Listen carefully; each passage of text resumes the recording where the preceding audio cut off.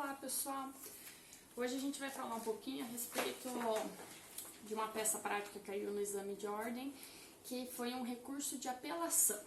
O caso prático aqui para nós trazia aqui que uma adolescente, acompanha comigo se vocês puderem, foi uma prova que aconteceu em 2017, ela dizia aqui que uma adolescente, a Soraya, de 13 anos, perdeu a visão do olho após a explosão de um aparelho de televisão por conta de um superaquecimento.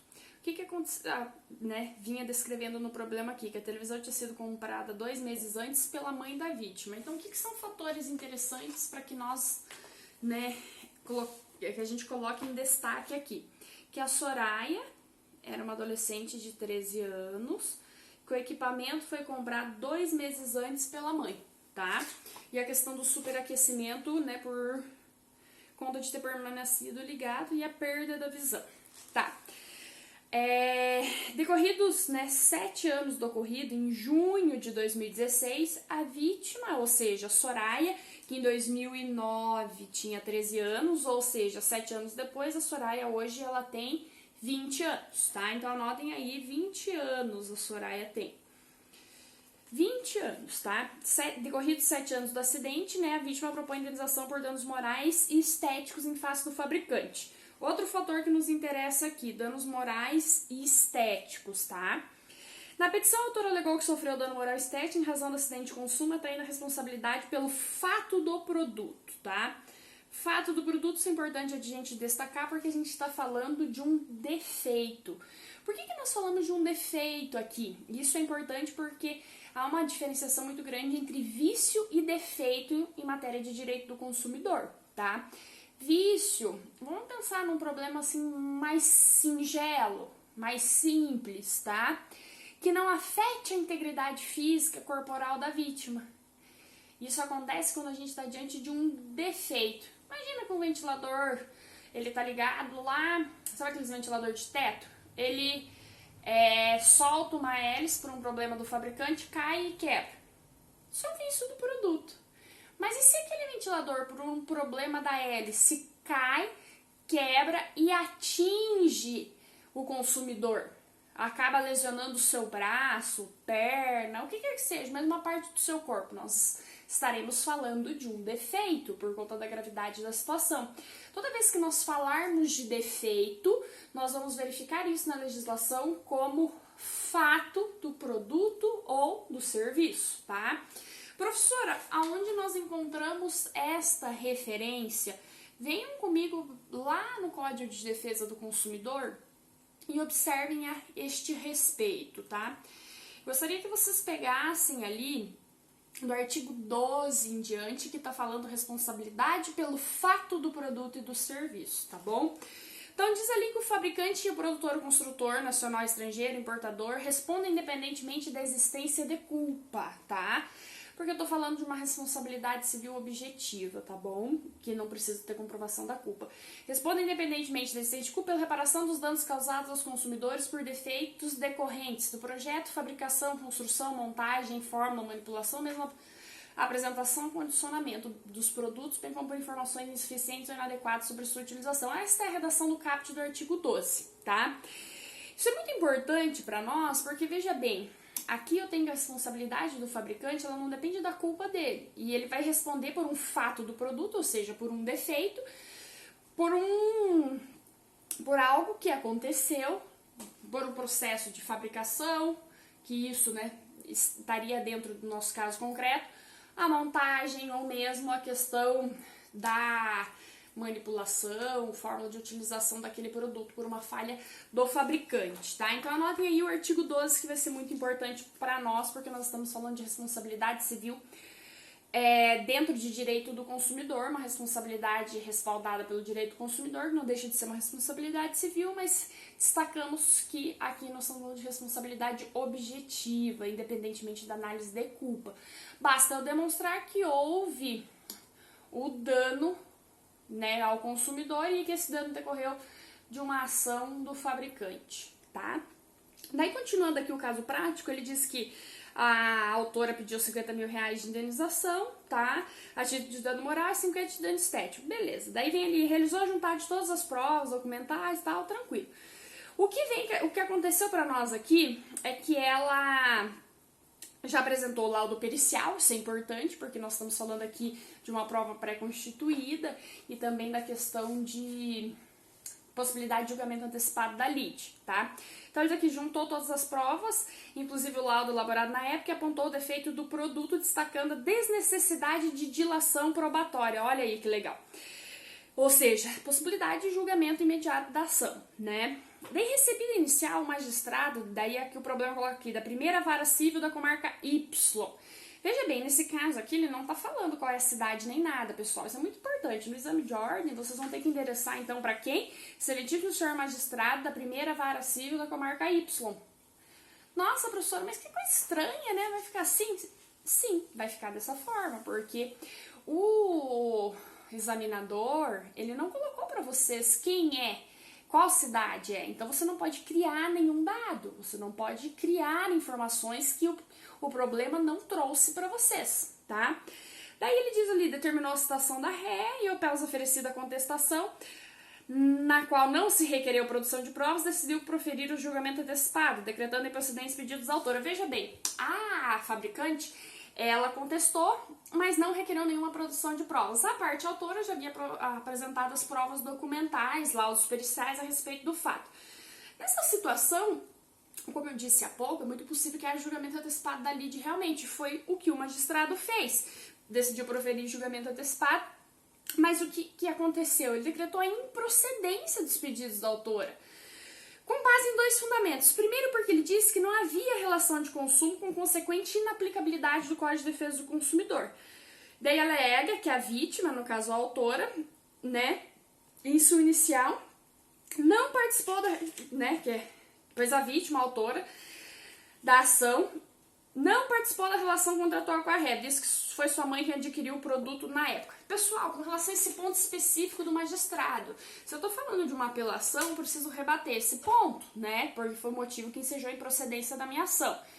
Então, o que eu vou pensar? Que ele disse que não existe relação de consumo, que não se aplica o Código de Defesa do Consumidor, porque quem comprou foi a mãe da Soraya e não a Soraya. Eu chamo a atenção de vocês para que nós analisemos as disposições do Código de Defesa do Consumidor. Veja lá, pessoal, aqui há uma relação de consumo por conta do quê? A Soraya, ela foi vítima do acidente de consumo. O Código de Defesa do Consumidor, ele traz várias hipóteses de consumidor. Eu tenho o consumidor padrão, o standard, que está lá no artigo 2º.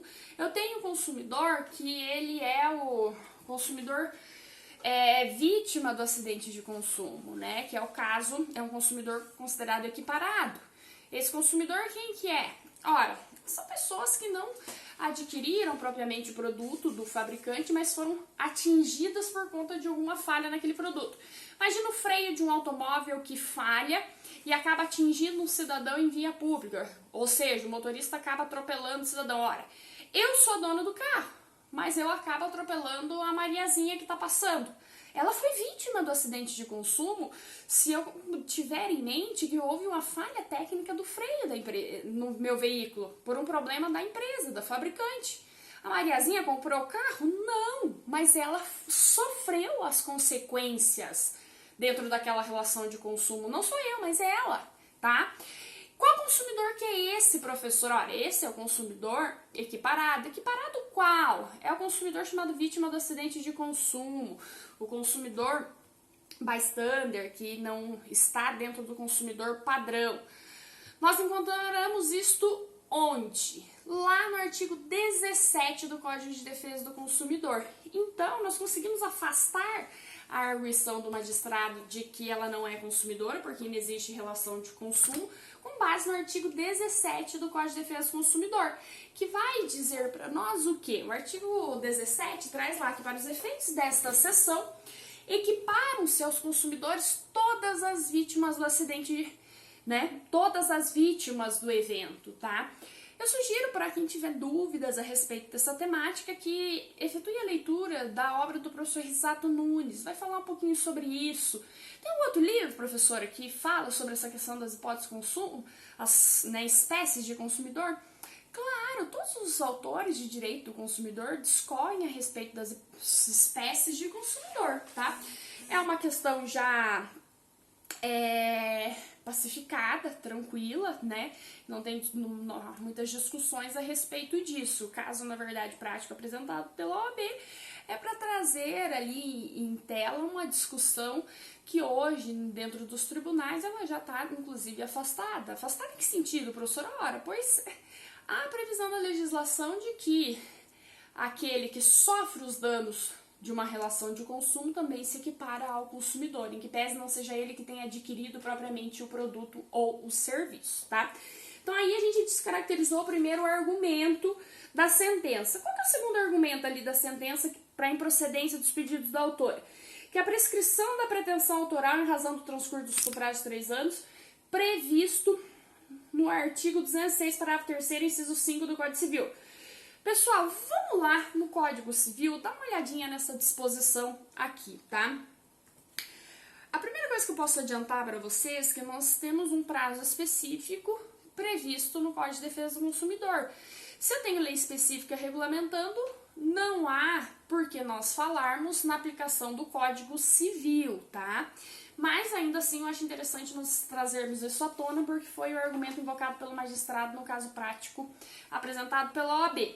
Diz lá que prescreve é aquilo que nos interessa, que foi apontado no caso prático. Parágrafo 3º, inciso 5. Em 3 anos, a pretensão de reparação civil.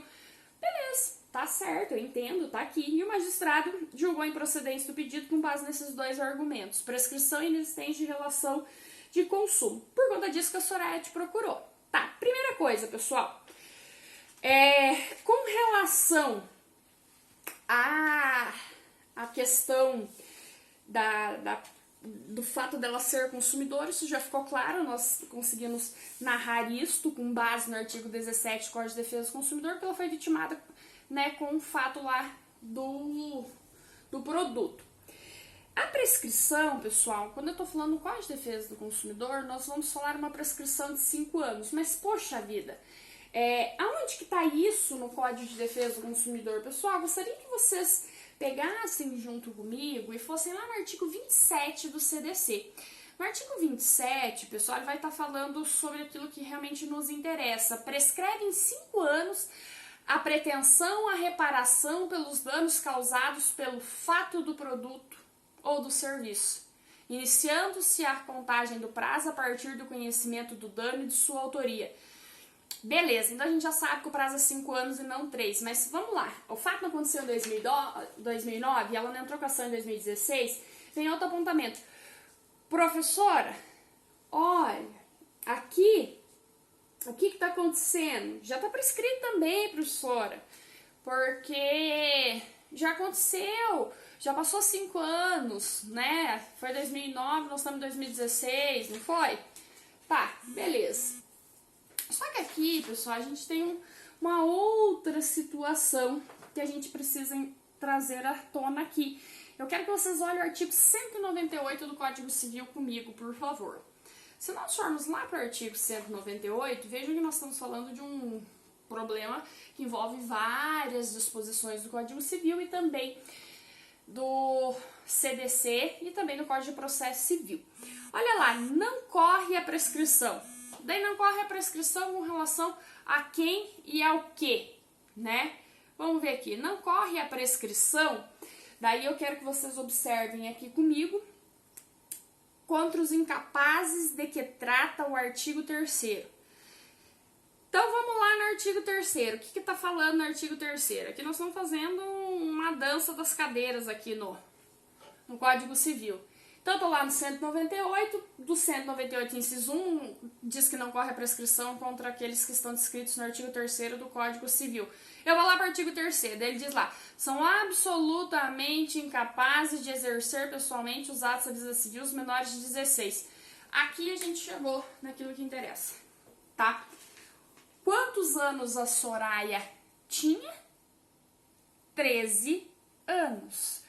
Quer dizer que até os 16 não estava correndo prazo. Daí você diz assim, por que, professora, que não estava correndo prazo? Porque é isso que a legislação está dizendo para nós, olha.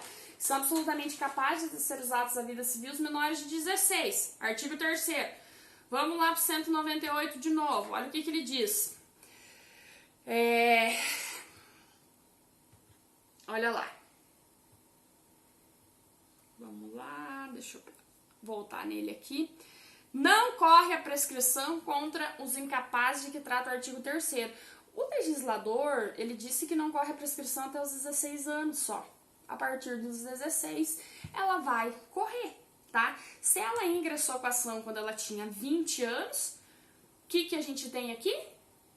Que esta prescrição não havia se operado, pois houve decurso de 4 anos, ainda faltava 1 ano para o advento do prazo prescricional. Então, a demanda da Soraya, ela estava dentro do prazo legal, tá? Vale um adendo aí, porque essa redação do artigo 3º, ela foi modificada em 2015, tá, pessoal? Ela foi modificada tão somente em 2015, antes nós tínhamos uma redação diversa dessa.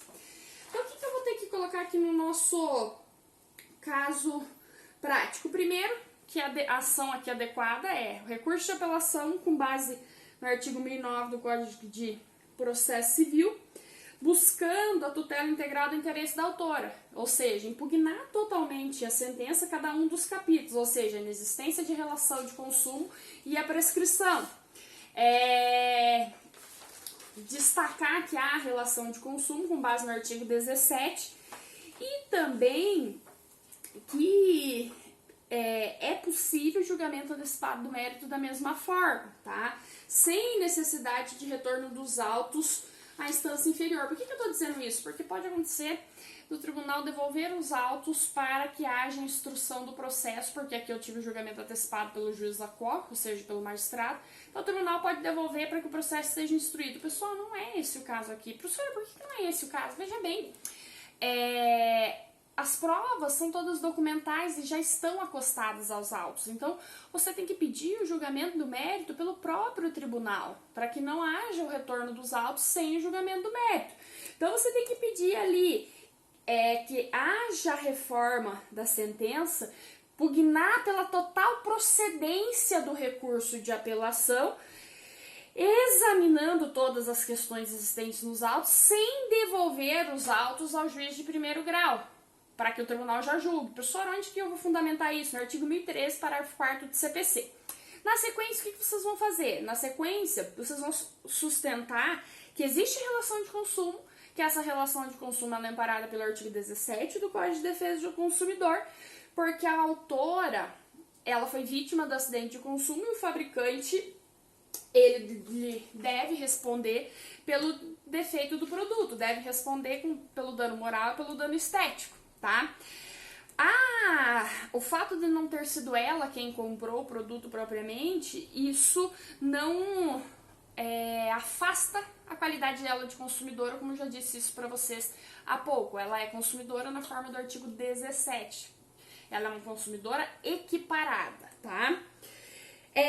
Qual que é o outro fundamento? A questão da relação do julgamento dos autos de imediato, porque não precisa ter dilação probatória, mas é interessante vocês mencionarem aí também que é importante que haja também julgamento de mérito, porque as provas já foram produzidas, mas não só isso, porque já foi tudo acostado aos autos, não tem necessidade de dilação probatória, e também diante da responsabilidade civil objetiva. Eu não preciso provar culpa do fabricante, então não tem por que também retornar os autos para esta discussão, porque eu estou falando do artigo 12 do Código de Defesa do Consumidor, que a gente já discutiu antes, artigo 12, parágrafo 1º.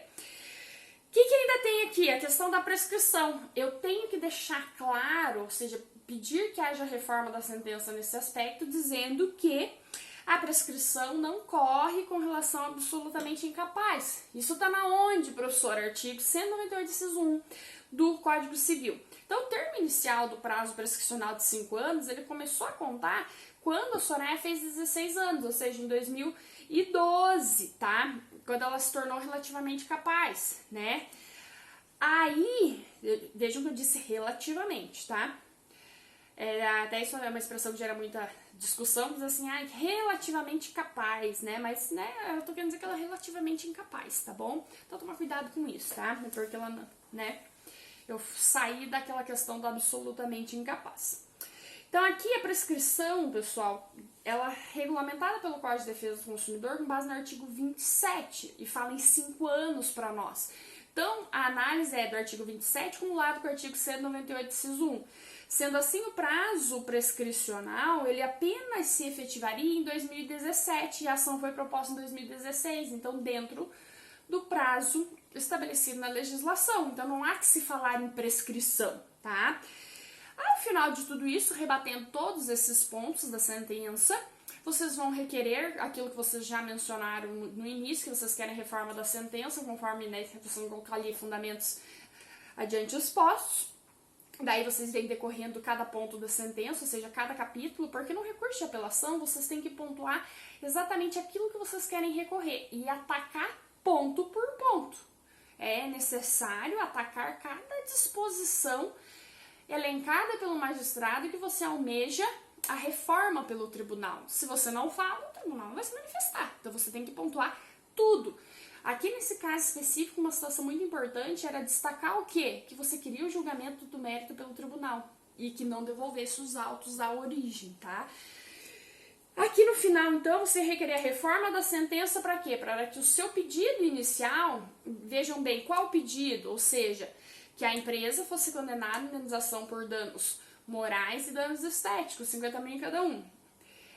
Para que o pedido fosse julgado procedente, mediante reconhecimento da relação de consumo e afastamento da prescrição, dando provimento integral ao recurso de apelação com o mérito da demanda, na medida em que o feito se encontra maduro para o julgamento. Aí vem um ponto interessante, professora, eu tenho que pegar e colocar todos os pedidos que eu fiz lá. Veja bem, vocês estão pedindo para que o tribunal eles reformem a sentença do magistrado, afastando a improcedência do pedido, e também a prescrição, pedindo que a procedência da inicial, a procedência daqueles pedidos que estão narrados na inicial. Então você já colocou tudo lá, mas você tem que pedir para que o tribunal faça este julgamento.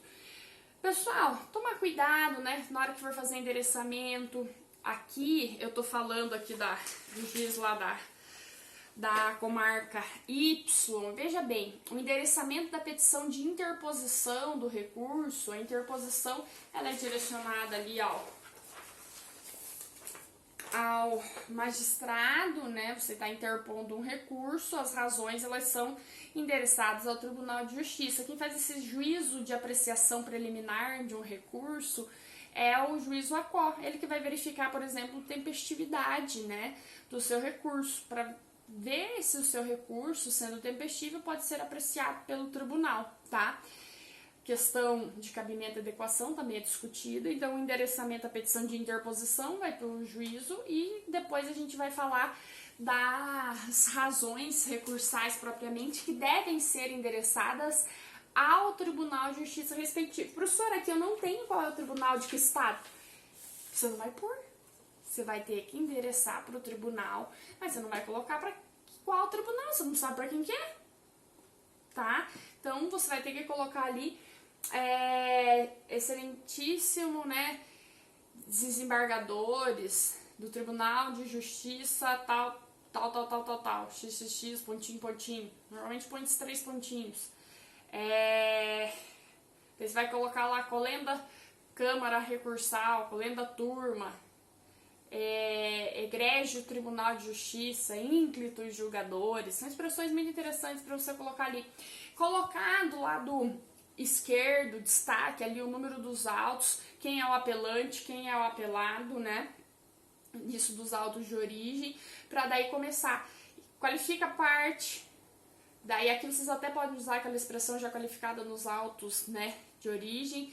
Vem propor recurso de apelação com fulcro no artigo tal, em face de, é claro que vai ser a empresa, porque a sua ação é contra ela, nem que pese você esteja recorrendo de uma decisão do magistrado, mas ela foi beneficiada, o fabricante, tá? Quem que é o fabricante aqui? Eletrônicos S.A., tá bom?